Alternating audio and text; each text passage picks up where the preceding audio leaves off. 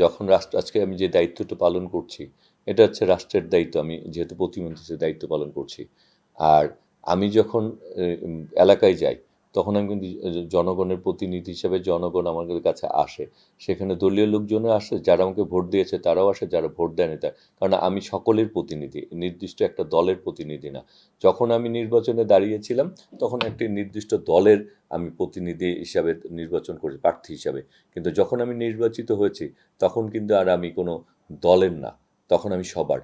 তেমনিভাবে রাষ্ট্রের যে আমরা কাজ যখন চেয়ারে বসে আছি, তখন আমরা রাষ্ট্রের সবার জন্যই আমাদের কাজ করতে হবে, কোনো নির্দিষ্ট দলের না।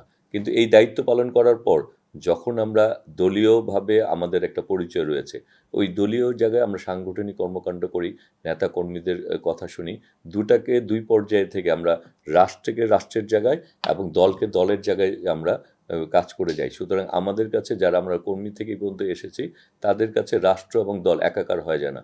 রাষ্ট্রের জায়গায় আমরা রাষ্ট্রকে সার্ভ করি, আর দলের জায়গায় আমরা নেতাকর্মীদের পাশে থাকি। দুইটাকে সমন্বয় করেই আমরা কাজ করে দেশকে উন্নয়নের দিকে এগিয়ে নিতে চাই।